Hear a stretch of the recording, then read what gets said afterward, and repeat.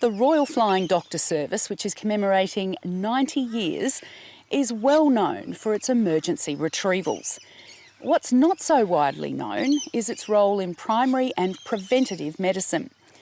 In South Australia, RFDS medical teams have taken this a step further. They now fly to Outback events such as gymkhanas and rodeos, so they're on hand to dispense first aid while also trying to prevent long-term health problems. And as Prue Adams reports, it's the perfect chance to connect with rural men who are reluctant to front up to a doctor. Should be a good day up there. You happy to pass it up? Yeah, and I'll walk around. Right, here we go, Jess. Off this morning to William Creek for the broncho screening. Okay, so we've got our trauma pack, small procedures, drug box, infusion pump and emergency kit. Yep, we're good to go. Lovely. With the sun yet to rise above the ranges bordering Port Augusta, the Flying Doctor team is all set for another big day in the bush. Yeah, so today we're off to William Creek. Should be a sunny 20 degrees, I believe. Short hour and 20-minute flight. It's the Bronco Branding and Camp Draft annual event. And yeah, we just try and commit to 6 to 8 events a year. Emergency medical call from HTR to HSK Flying Doctor Base. The first Flying Doctor took to the air in May 1928, and the service is well known for its emergency role, picking up and treating the sick and injured in the more remote parts of the country. Today they know they can depend on medical help in time of trouble from Australia's Flying Doctor. What is lesser known is the role the RFDS plays in primary health care and the prevention of disease and illness. Good morning everyone and welcome to the William Creek Bronco Branding 2018. Nice weather, luckily that dust is blowing the other way, so we're just going to do it. In South Australia, a medical team has been attending these sorts of Outback events since the beginning of last year. Mandy Smallacombe is the Chronic Disease Coordinator. So this is probably 18 months into the program now. Last year we committed to probably 4 events. Like we went out to races and bronco brandings. This year I think we're doing between 6 and 8. Well, he's got one too. He'd be pretty happy about that. It's a pretty handy time, I reckon. How are we looking? Oh, we're going to custard. You've got to get that forward, get that rope inside, put that rope in, Lockie. The medicos' attendance at these often rough and tumble gigs came about because the event organisers were having a hard time paying the increasing cost of liability insurance. The race clubs that run those communities were in crisis because they couldn't afford the insurance payments that they needed to cover the event. And if they could provide medical support, then it brings their insurance premium down so that it becomes more affordable and the event can actually go ahead. Yes, the Southern Camp Draft Association, one of their rules is that you have to have certain medical equipment on hand. And yes, we couldn't get it, so it looked like the show, they would fall through. And then luckily Cheryl and the Flying Doctor Base decided that they would come along. So it's been a great initiative and I hope it continues. Just take a moment to celebrate and remember Wally Luscombe. The Williams family has a long history with camp drafting, bronco branding and rodeo. And Helen Williams from Nilpinna Station is treasurer of the group that runs this particular show. She certainly appreciates the need for on-site medical care. Plus they're here for if we have an emergency. Yeah, we're looking at it. We don't. It looks pretty dangerous sometimes. I can imagine there might be emergencies. Some days you think, oh dear, but no, we've been really lucky. Okay, you be a good little potty rider, Harvey Williams. Unfortunately though, for Helen's own grandson, things didn't go so well. Young Harvey was booted in the groin, And while there was some behind-the-scenes talk about maybe airlifting the 11-year-old to hospital, an ice pack and some painkillers dispensed by Dr Jolene Lowe did the trick. Well, right now he's fine. We've put on some good dressing on it, and I've been icing it, and I think he's quite comfortable now. So I think he'll be all right. Yeah, he's doing well. The adventure-seeking young doctor was born in Malaysia but raised in Canada. She followed her husband, also a doctor, to this side of the world. When I first moved to Australia, I love South Australia, and I'm like, okay, I really want to find a good way that I could see all of Australia, or at least the outback of Australia, and still be able to pursue the sort of the job of my dreams, basically. She's been with the Port Augusta Flying Doctor Service since the beginning of the year and has observed from the sidelines at several outback events. When I first heard about Bronco branding from Mandy, I'm like, Bronco, is that like something to do with the asthma campaign or something that you guys are doing? It's Bronco, that's what I thought, but it wasn't. So it's like, it's a first-time experience for me, and it's really exciting seeing what the Australian outback life is. So it's something that I really enjoy. That cloud got more paint on it than what's left in the paint can. As the day continued, there were a few casualties. So where are you now? Are you still on Anna Creek? No. No, I'm not Mumpy. Yeah, Mumpy. Oh, with Boothby. A split finger needed some attention, and Richard Nunn from Mumpiawi Station was convinced to come back for a tetanus injection. But in fact, some of the team's most important work was a lot less action-packed.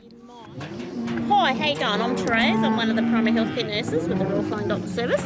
What we'll do perhaps is check your blood pressure, do a sugar check, have a bit of a chat to you about having an overall check about your skin, particularly... Getting men to see health professionals can be a battle. Research shows men in the bush are even less likely to seek medical help or advice. These sorts of events present a rich seam of blokes. Do you find this beneficial, that the flying doctor's here? Very beneficial. It's just so easy. You turn up, sit down, 5 minutes later you've been checked. Okay. I think it's a good way of getting to the masses, particularly men. So we're doing a bit of men's health screening and how important it is to play with your balls at least once a week. That's not a problem. So can anyone have a feel and see if you can feel any tumours in there, any lumps, abnormal lumps? According to the Cancer Council, testicular cancer is the second most common cancer in young men. The most common symptom is a painful swelling or lump. I would like Clark to check of mine. Look at this rough old hand.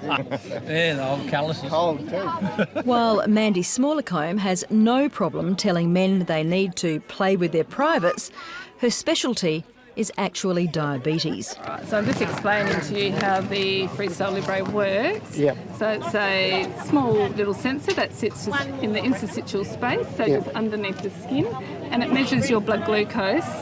Gordy Warren is a type 2 diabetic. Mandy has talked him into wearing a glucose monitor for the next fortnight. So if you're a small little jab, ready, 1, 2, 3. It can do up to 200 scans a day. The beauty being Gordy can check and adjust his sugar intake in real time. Right. So excellent. So you don't have to finger prick at all for the next 2 weeks. Okay. And then when that's finished, I can plug that reader into the computer and upload all of your results, and we can help make some changes to your diabetes medications. Yes. Yeah. The health workers in the field can now upload all the information about clients onto a computer database that can be accessed at any time by other RFDS medical staff.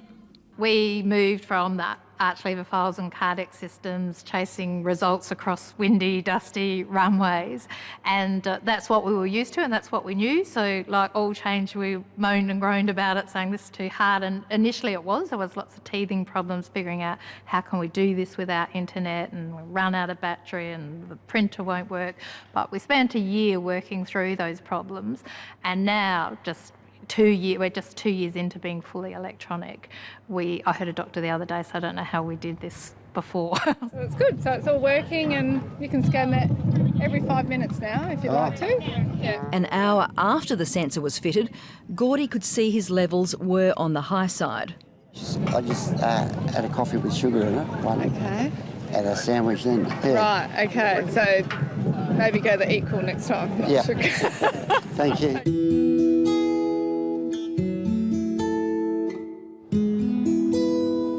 Back at the Port Augusta Base, dental hygienist Kelly Farger has only been with the RFDS for a few months.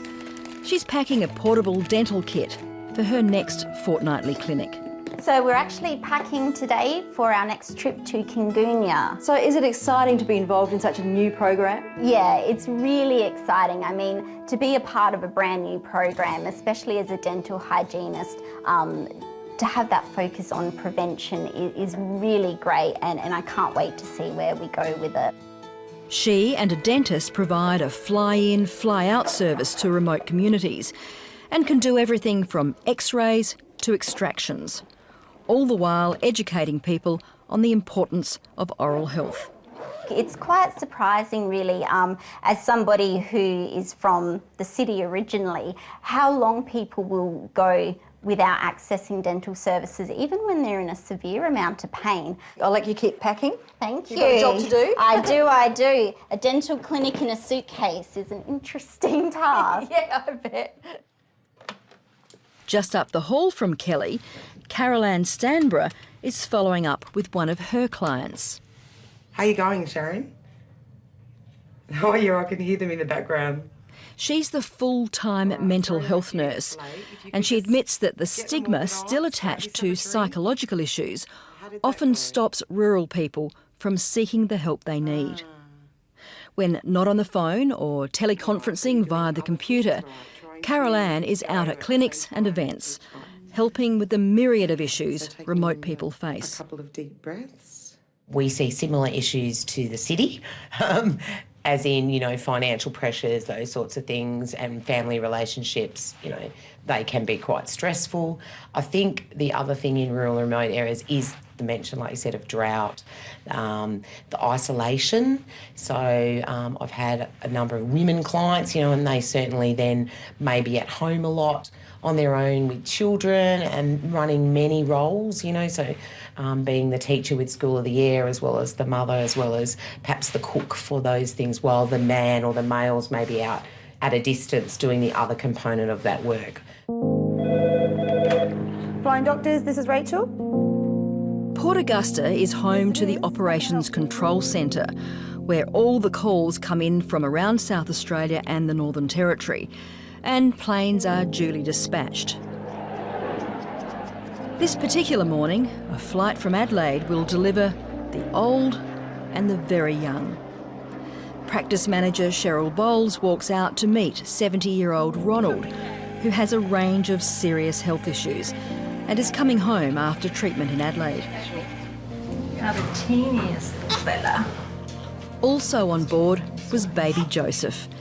Born more than 2 months premature, he's being transferred to Whyalla Hospital, where mum, Shian, can be closer to her extended family and her 2 other children. That's right, you were living in Whyalla, weren't you? Ah, I looked after you before. I knew you looked familiar. Caitlin Keller is the caring and capable midwife on duty. She's one of the expanding group of specialist nurses at this Port Augusta base.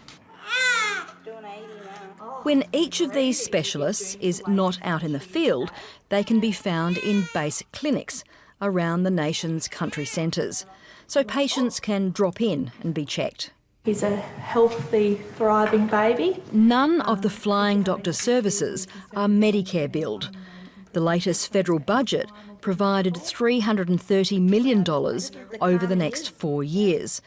But National Chief Executive Martin Laverty says fundraising is still vital. Around Australia at any given time there could be as many as 30, 40 aircraft in the air, and we can see this morning that there looks to be about 20 aircraft who would be doing a combination of clinic visits but also retrieving patients. It costs about $1 million a day to operate Australia's 3rd largest airline. Because we work from 24 different bases, we have 1,500 staff around the country, and at any given day we will have about 100 flights taking off and landing. It's a very expensive operation to run, but it's also an essential one.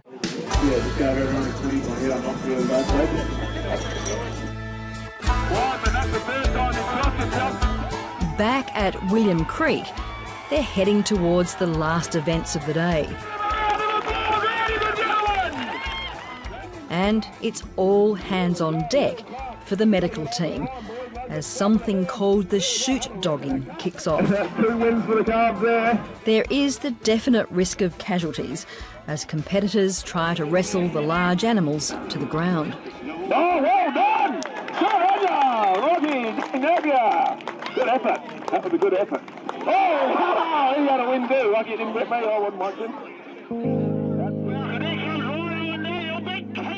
In the end, though, thankfully, the most damage done was to this bloke's jeans. Oh, he's not a hammy. It meant the flying doctor team could breathe a sigh of relief.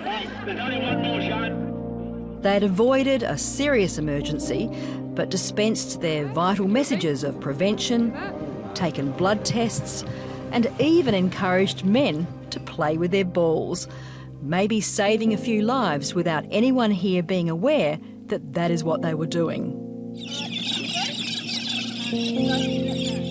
Having departed in the dark this morning, we boarded the return flight in the chill of the desert dusk. All in a day's work for the medical service that never sleeps.